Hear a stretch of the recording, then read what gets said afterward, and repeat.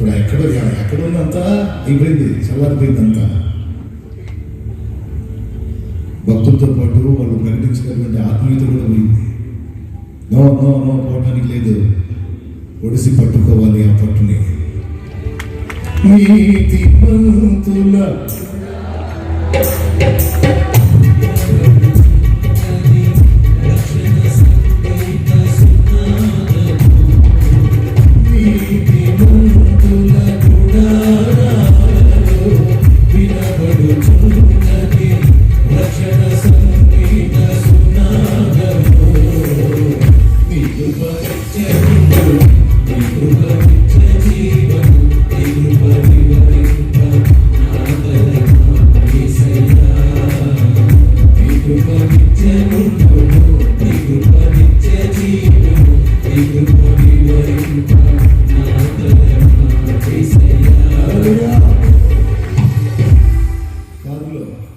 మోత, ఆటోలో మోత, వాహనాల్లో మోత, సెల్ ఫోన్ రింగ్టోన్ మోత.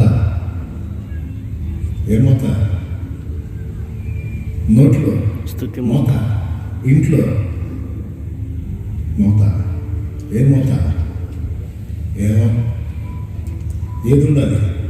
ఏది క్షేమం? ఏది ధన్యకరం? ఏది భద్రత? ఆత్మీయతను కాపాడుకోండి, ఆత్మీయతను కాపాడుకోండి. దేవుని సన్నిధి వాతావరణం ఇంట్లోనూ, నీ దగ్గర, నీ ప్రయాణ స్థితుల్లో ఉండేటట్టు జాగ్రత్త తీసుకోండి, ఉండేటట్టు జాగ్రత్త తీసుకోండి.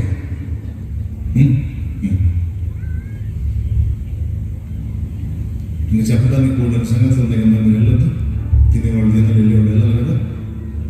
కొద్దిగా మోకాళ్ళ మీద వస్తారు, ఒక్కసారి సరి చేసుకుందాం. ఈ వేరే చెత్త ఆలోచన ఏది దాని అయితే నువ్వు నేను అవుతావు. ఆయన పిచ్చోడు కదా, ఖచ్చితంగా నీ పక్షాలు ఉన్నాడు ఆయన. మనసారా నన్ను సీరియస్గా తీసుకో. ఏదో శాలంగా చెప్తున్నాడు అనుకోవద్దు. దేవుడే కదా ఇక్కడ నిలబెట్టాడు, ఆయనే కదా ఏర్పాటు చేశాడు, ఆయనే మాట్లాడుకుంటాడు. ధైర్యం తెచ్చుకో. చేతైన అనుభవాలు ఉన్నావా? అవమానాలు ఉన్నావా? కృంగిపోతున్నావా? దేవుని మూలంగా చెప్తున్నాను, శాశ్వతంగా ఉంటాయి అవి. పౌర్ణమి వచ్చింది, తర్వాత ఏమొచ్చింది?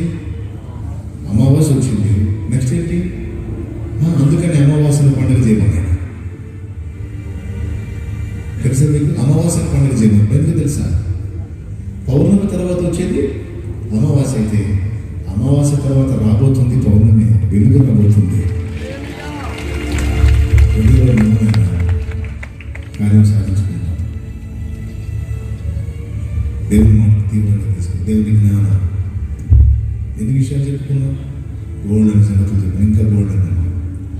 స్తుతి శక్తివంతమైనది, స్తుతి ప్రాముఖ్యమైనదని ఎంతమంది నమ్ముతారు? ఉందా లేఖనంలో? ఇంకా పొద్దున్న నేను అందరూ చెప్పాడు, విన్నాను. స్తుతి మన స్థితిని మారుస్తుంది. నిజంగా స్థుతిలో అంత శక్తి లేవు. నీ నోట, నీ ఇంట, నీ వాహనంలో ఎప్పుడూ స్తుతి ఉండాలి కదా. లేదు,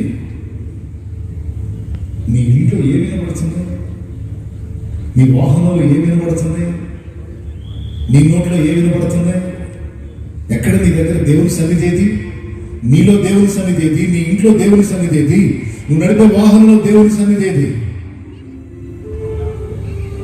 స్తుతి చాలా గొప్పదని మాటలు మాట్లాడుతూ స్తుతి గురించి ఎవరైనా చెప్తుంటే అబ్బా నిజమే కదా అంట. కానీ దాని విలువలో బట్టి నువ్వు జాగ్రత్త పడ్డావు. 8వ కీర్తన 2వ వచనం ఏమన్నాడు తెలుసా? స్తుతుల మూలం ఆయన ఒక దుర్గం స్థాపిస్తున్నాడట, శత్రువుల్ని ఎదురాడు వారిని అణచివేయడానికి, నీ మీద కొన్ని అటాక్స్ జరగకుండా ఆపటానికి నువ్వు చెల్లించే స్థుతి ఒక దుర్గమే నిన్ను సంరక్షిస్తుందట. ఏముందలే అని చెత్తంతా నోటి నిండా చెత్తవారుడే కొంతమందికి. సరస్వతులు, చతురోక్తులు, చతురోక్తులు ఎట్లండి మార్చుకోవాలి కదా. స్తుతి ఏంటి? ఎక్కడ స్తుతి? నీ నోట స్తుతి. దేవాలయంలో ఏం వినపడుద్ది? రైట్. మీ దేహం ఏమన్నాడు? మరి అదేది దేహం దేవాలయం అని తెలుసు, కానీ స్థితి లేదు. దేహం దేవాలయం అని తెలుసు, దేవాలయంలో అక్రమాలు చేస్తామా? చేయం కదా, పవిత్రంగా ఉంటాం. దేవాలయం లేనప్పుడు బయటకు వచ్చినప్పుడు కొన్ని అక్రమాలు చేస్తాం. దేహమే దేవాలయం అని చెప్తే నువ్వు చేసే అక్రమాలన్నీ దేవాలయంలో జరుగుతున్నట్టు కదా. ఒక్కసారి ఆలోచించు. దేహం దేవాలయం అనేది కదా వాక్యం చెప్తుంది. దేవాలయంలో నేను తప్పులు చేయలేదు బయటకు చేస్తానంటే, దేహం దేవాలయం అయినప్పుడు జరుగుతున్న తప్పులన్నీ దేవాలయంలోనే, దేవాలయం ముందే, దేవాలయం ఎదురే జరగట్లేదా?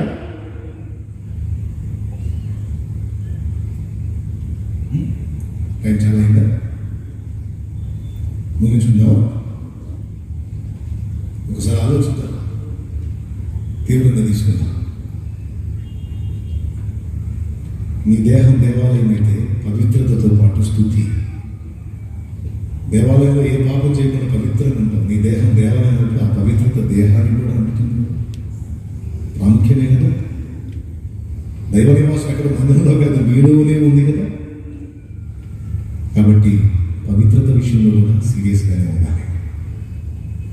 చేసుకుని తెలియనప్పుడు గడ్డి తినే చేష్టలు చేసాం, తెలిసిన తర్వాత మార్చుకోవడానికి పోరాడాలి. యుద్ధం ప్రకటించాలి. ఎంత ప్రకటించినా ఎక్కడో చోట అడుగులు జారుతూ ఉంటాం. పశ్చాత్తాపంతో దేవుని వైపు వండుకొని ఎప్పటికప్పుడు పవిత్రపరచబడాలి. కిచిడి బళ్ళ దగ్గర, పలావ్ బళ్ళ దగ్గర, సమోసా బళ్ళ దగ్గర అక్కడ తిరుగుతుంటాడు. మళ్ళీ ఇంటికి పోయినాక అడిగి వచ్చా ఫోటోని కూడా వేయించాలి. ఏం చెప్పాడు? చాలా వాక్యం చెప్పాడు. ఏం చెప్పాడంటే అన్నీ ఆడబెట్టి పెట్టుకుంటాం. పోతే మంచిదాన్ని పోయాను, వచ్చాను.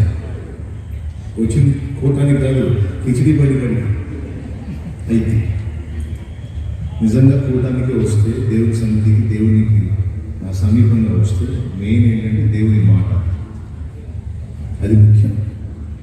కాబట్టి ఎవరెవరు ఎక్కడెక్కడ తిరుగుతున్నారో, ఎవరెవరు ఏ స్థితిలో ఉన్నారో, కొంతమంది పాపం కొంచెం ముందు తిరుగుతామని పోతుంటారు. ఇక్కడ వాక్యం జరుగుతుంటే అక్కడ కాస్త ఆహారం తీసుకుందామని వెళ్తుంటారు. పాపం షుగర్ వీటి నేను చేయలేదు, ఏం చేయలేదని బాగున్నా కూడా పోయి తింటుంటాడు. కాబట్టి ఆ స్థితిలో దయచేసి ముందు వాక్యం తినండి. ఆకలి నాకు కూడా అవుతుంది, మీకు కూడా అవుతుంది. తర్వాత పూటం అయిన తర్వాత తెల్లవారుతులు ఆహారం పెడతాం. నువ్వు 3 సార్లు ఏమనుకో అవుతుంది. కానీ ఇప్పుడు దేవుని సన్నిధిలో దేవుని మాటలు వినబడేటట్టు నోటి వెళ్ళొద్దు. ఈ మాటలు కోల్పోవద్దు. స్థలంలో మనం పెట్టండి. వరదబాధితులు పెట్టేది మొక్కలు క్యూలో నిలబడి వరదబాధితులు నాకు దుప్పటి ఇస్తారో లేదు, నాకు ఏమి ఇస్తారో లేదు, నా పులిహార పక్కలు ఇస్తారో లేదు, ఏదో క్యూ ఏదో పెరిగిపోతారని నా దాంట్లో వస్తాయో అన్నట్టు పెట్టారు మొక్కలు. అయిపోయింది. ఒక నైట్ అయిపోతే మళ్ళీ రేపు నైట్ ఎక్కే ఉండదు కదా. రేపు పగటి కూడా మాత్రమే పెట్టిన భారం. ఇంత ప్రయాస పేరు కోసం కాదయ్యా, ప్రఖ్యాతల కోసం కాదు, డబ్బు కోసం కాదు, ఆత్మలయ్యా, ఆత్మలు. మీకు వందనాలయ్యా, వందనాలు. మీ సేవకుని ఇంకా దీవించి, ఆశీర్వదించి, అభిషేకించి బహుబలంగా వాడుకుంటున్నారు. ఇంకనూ వాడుకోనండి అయ్యా. ఎంతోమంది దైవజనులతో పాటు వాలంటీర్స్ అయ్యా, రాత్రి ఒక్కరి నుండి వెళ్తూ ఉంటే చీకట్లో కూర్చొని నిలబడి అందరూ సరిగా వారి వారి గృహాలకు వెళ్ళేలాగా నడిపిస్తూ మార్గాన్ని చూపిస్తున్నారు. అక్కడ ఎవ్వరు లేరు, ఎవ్వరు చూడట్లేదు. కానీ మీ కనుదృష్టి వారి మీద ఉంది. నాయన మీకు వందనాలు. వారందరిని బట్టి మీకు వందనాలు. ఈ రాత్రి మా జీవితాలను మీ చేతులకు అప్పగించుకుంటూ రేపటి ఉదయం కొరకు మమ్మల్ని అందరినీ సిద్ధపరచమని కోరుకుంటూ కృతజ్ఞతలతో, వందనాలతో యేసయ్య నామమున ప్రార్థించి వేడుకుంటున్నాము తండ్రి.